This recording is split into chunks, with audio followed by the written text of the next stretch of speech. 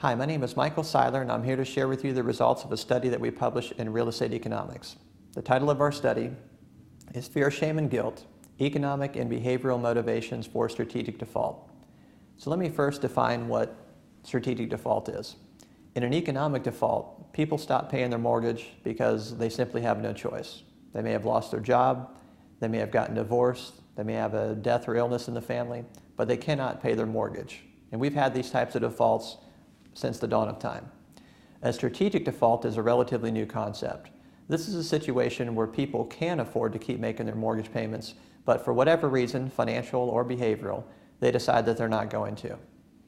Now, there have been a few studies who have looked at strategic defaulters, and they have tried to measure strategic default in a number of different ways. Some people look at your credit report and they say, well, if you're current on all of your credit card payments and your second lien and so forth, but you haven't paid your mortgage, then that's a strategic default. And it's not a bad way of looking at it, but we're never really sure. Other people have said, well, strategic default, I'm just going to ask people if they know of other folks who have defaulted, and then from there, what percentage of them have strategically defaulted. And we really object to that study. So what we do is we take a different approach, and we say, we are going to allow people the benefit of anonymity, and in return for that, we hope they can be honest with us, since we can't track who they are. They can tell us the way things really are in their economic environment. So we did a national test, a web-based experiment, and we invited people to participate who were underwater homeowners. Underwater just simply means that you owe more on your house than your home is worth.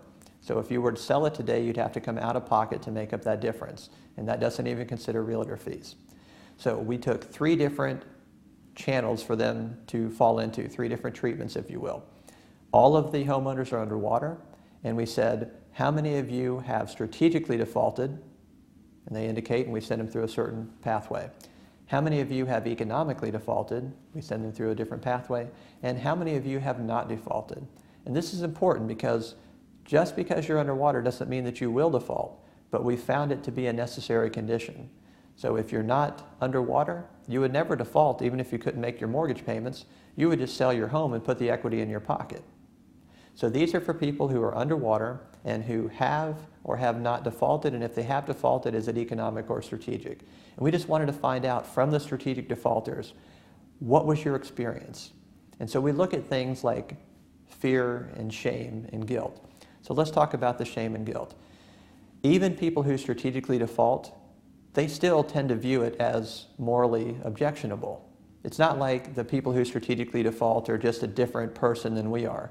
They were pushed beyond their means. Maybe they're extremely underwater, maybe they're extremely frustrated with the lender, but they're really not that different from folks like you and me. So there's a misunderstanding about that. So anyway, we asked these people, we said, after going through the process, in terms of the shame that you felt or the guilt that you felt of doing this, did it compare with what your expectations were, your ex post and ex ante expectations? And we find that they're very much in line. People knew that they were going to not feel good about doing the strategic default, and in fact, they didn't feel very good about doing the strategic default. So then we asked them about financial backlash. You fear that there would be financial backlash.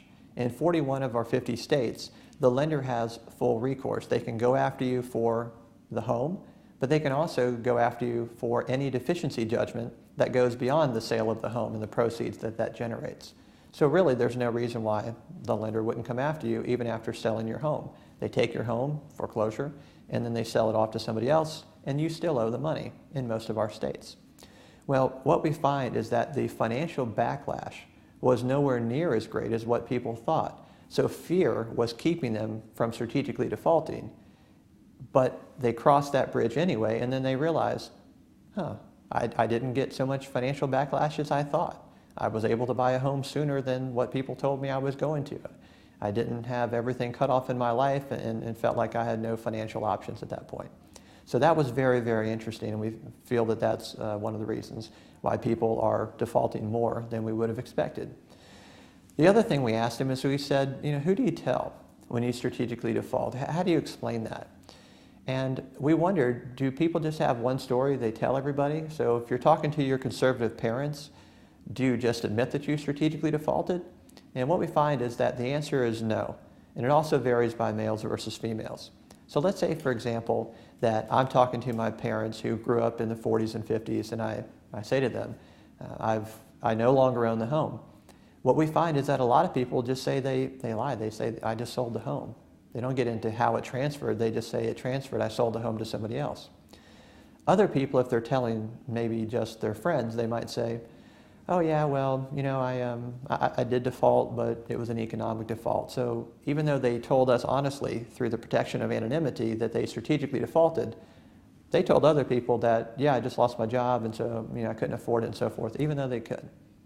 And then finally, what they'll tell casual acquaintances, or maybe if you're a guy, maybe you're working out with your buddy at the gym or someone you see there, and with a peer, someone of your age and someone of your gender, then you might take a different approach, maybe a brazen approach, and you might say, yeah, I defaulted. I did it on purpose. I stuck it to the bank because they're doing all these bad things, and I figured, why should I follow a moral code when they certainly don't appear to be following a moral code? So we have a very different response by different people depending on who they're talking to. And that was very interesting for us.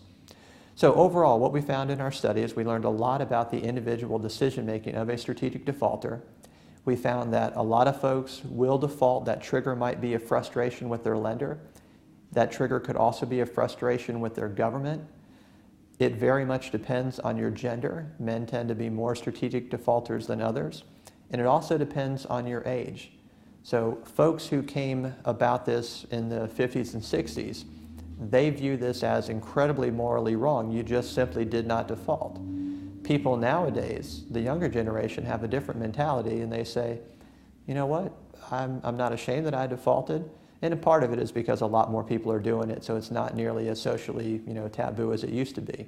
You don't have to wear that scarlet letter. Instead of A, I would say SD for strategic default, but you don't have to feel the shame that you used to because there are more people around you that are doing this. And so there's kind of a safety in numbers. So those are the high-level findings of our study. If you want to know more, please read the paper on our website. Thank you.